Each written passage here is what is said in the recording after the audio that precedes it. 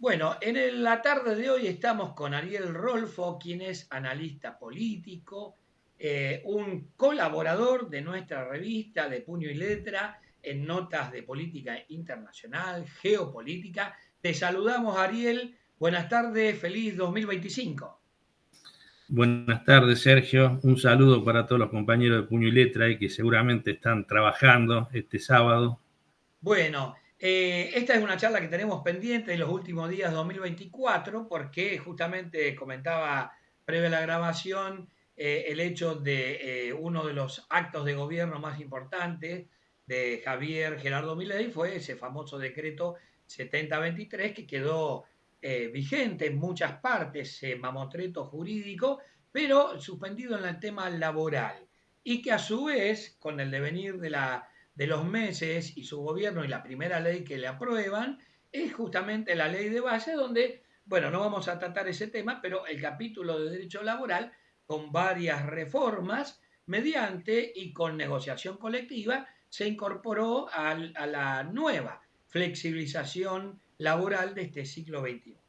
Pero el hecho de la charla con Ariel es pedirle su análisis político, sociológico, respecto de este primer año de gobierno.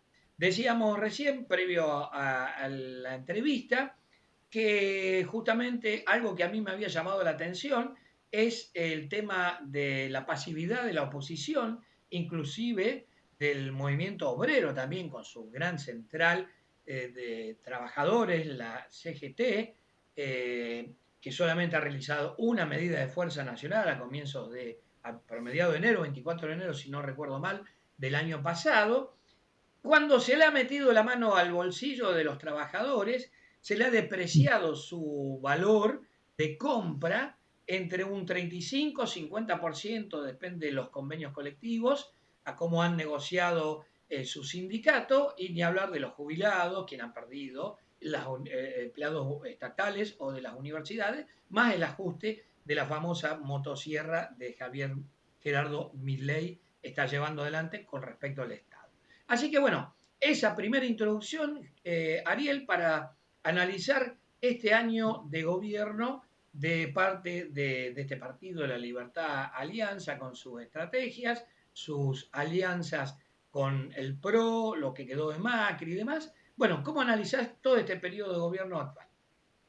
Sí, bueno, yo lo que veo en cierta medida es una continuidad a esa lucha histórica que hay entre dos Argentinas. Acá no hay una sola Argentina. Nosotros vivimos en un lugar donde hay dos Argentinas que tienen dos proyectos o dos modelos de país contrapuestos completamente y vienen pugnando cada uno por imponerlo. De un lado tenemos una Argentina nacional, popular, que quiere un país en crecimiento, un país desarrollado, un país justo, un país soberano, un país con justicia social, con independencia económica. Esto se ve desde los orígenes, esa historia pendular de la Argentina es prácticamente el inicio de la nacionalidad.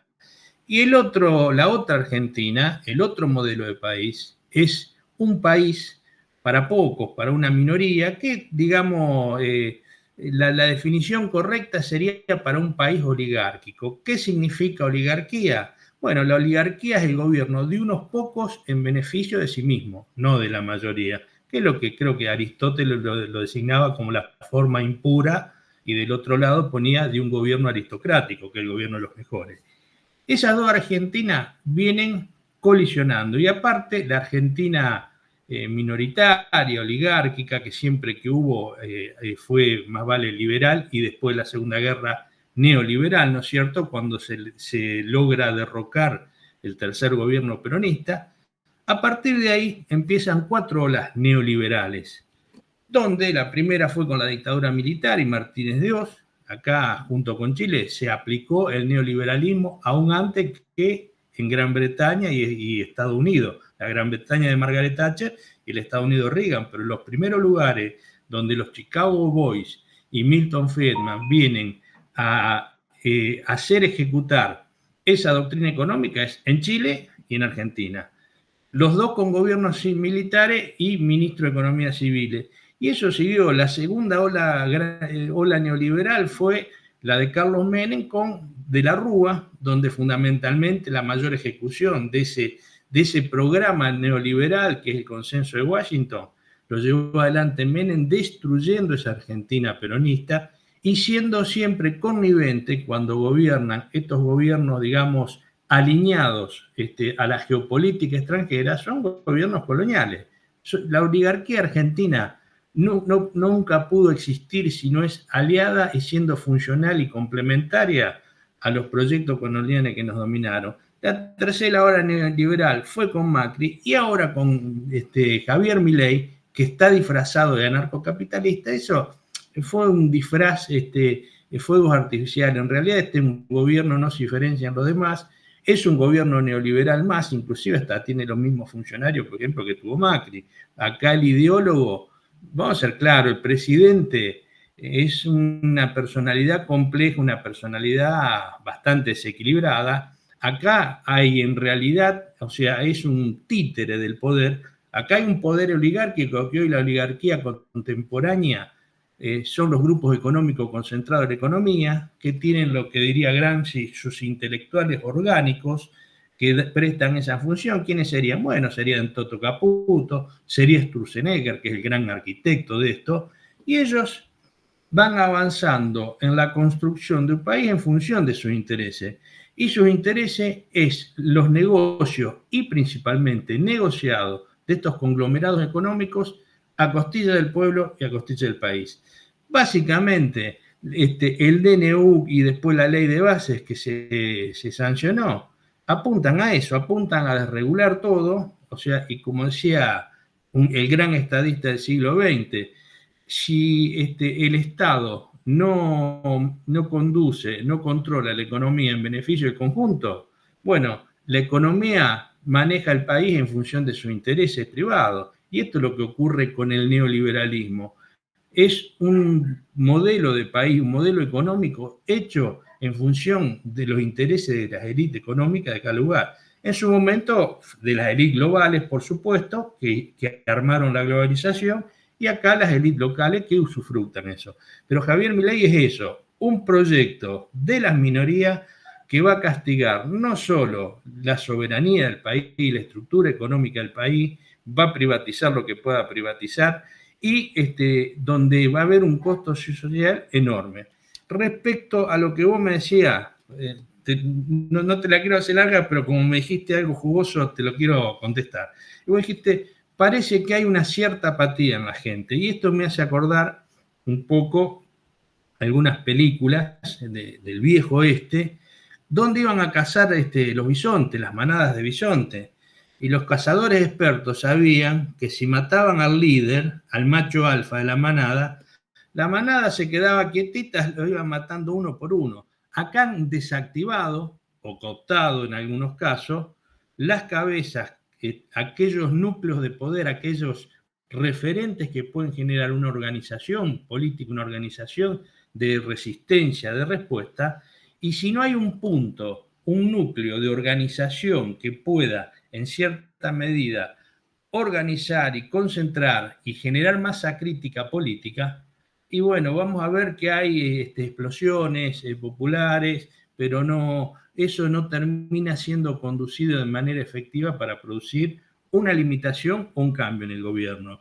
Y te termino con esto, así me podés hacer otra pregunta. Y vos dijiste algo que a mí me gusta mucho, el movimiento obrero, que siempre fue la columna vertebral del movimiento nacional, inclusive del movimiento nacional justicialista. ¿Qué ha ocurrido?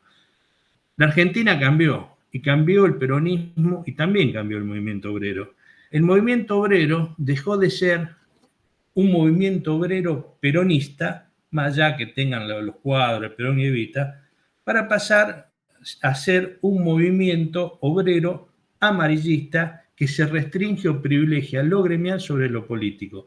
El movimiento obrero organizado peronista era como tal porque en primer lugar privilegiaba un proyecto de país donde después en segunda instancia venían las reivindicaciones o la lucha gremial por el sueldo, por las condiciones de trabajo, pero sabía que si no había un modelo, un proyecto de país nacional, popular, que estuviera arriba era imposible, que los obreros tuvieran pleno trabajo, tuvieran beneficios sociales. En un país colonial son todos pobres. Y esto es lo que ha ocurrido, por eso el movimiento obrero negocia en función de lo gremial y no se planta en función de defender un proyecto político. El mejor ejemplo de esto, el último quizá movimiento obrero organizado peronista que tuvimos fue Ubaldini, que si vos recordás, estuvo el plan de los 26 puntos de Exactamente. Ubaldini. Y si tomamos referencia para atrás, el plan de la CGT del 1 de mayo del De los 68 de los argentinos. argentinos, si vas para atrás los programas de Huerta Grande y La Falda, que si vos lo lees, ¿qué planteaban? Nacionalización del comercio, nacionalización de la banca, o sea, básicamente hacían un planteo, una defensa de un modelo político de país y en segunda instancia venía lo gremial. Esto ha cambiado y esto se ha transformado en el clásico gremialismo amarillista que pelea por eso, a lo cual hay que sumarle que hay mucha dirigencia que al igual que los búfalos, no los mataron, pero sí fueron cooptados. Bueno, para terminar la entrevista, Ariel, te quiero consultar sobre un tema muy sensible para la Argentina, para el tema de la geopolítica mundial también, porque hay muchos intereses en esa región, como es el tema Malvinas, justo en este mes, el mes que Gran Bretaña usurpa las islas eh, recibidas de España por parte de nuestros patriotas, con el primer gobierno patrio desde 1810, la independencia en el 16. Y bueno, ese juego de intereses mundial y hoy también Malvinas es importante. Yo sé que has escrito una serie de artículos, por eso te quiero pedir una reflexión, ya que estamos en este mes que se recuerda justamente la invasión por parte de Gran Bretaña a las islas y obviamente el apoderamiento de ese sector tan importante estratégico en el sur argentino. Sí, primero y fundamental que acá es esencial seguir la lucha hasta las últimas instancias por la recuperación de nuestro territorio que está usurpado. Acá Inglaterra, yo siempre digo Inglaterra, en realidad el Reino Unido o el Imperio Británico, en función de su expansión geopolítica en el siglo XIX, fue tomando islas y pasos de comunicación estratégico, desde Gibraltar, compró el canal de Suez, ocupó el paso de Malaca, ocupó, por ejemplo, como ahora vemos la isla Diego García, que es central en el Índico, y acá en su ocupación de punto geopolítico central de paso interoceánico ocupó Malvinas. A partir de ahí no las devolvió más.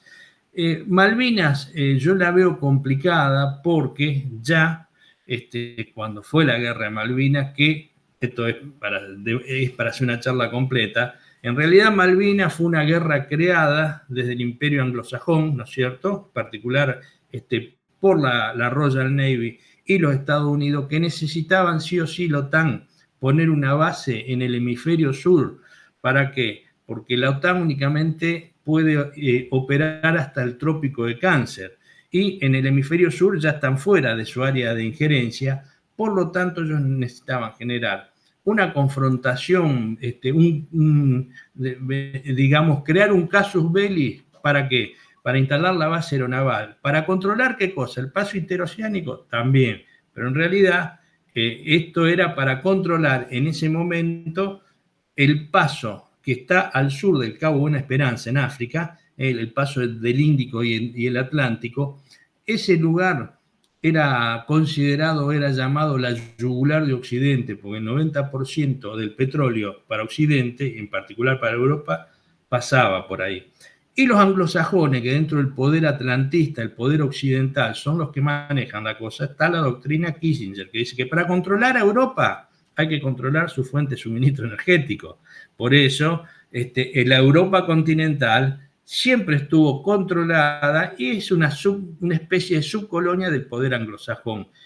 Entonces, que puede parecerse, no, pero Malvinas está muy lejos del Cabo Buena Esperanza. Bueno, si uno lo ve en el planiferio, sí, pero si uno lo ve en el globo terráqueo, no está tan lejos. Y además, los únicos dos puntos que se podía poner una base aeronaval en la ubicación deseada era o Isla Sandwich del Sur o Malvinas.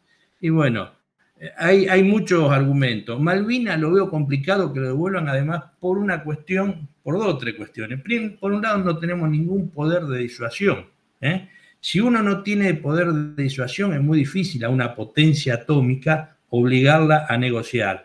Lo de Chagos no lo tomemos como ejemplo, porque Chagos son atolones, no son islas, son atolones, inclusive la isla Diego García, que es la más grande, yo me fijaba en la foto, hay una parte que está la pista que tienen en la isla Diego García, prácticamente ocupa todo el ancho, es como si fuera un anillo, ¿no es cierto? En el medio se ve agua, mar.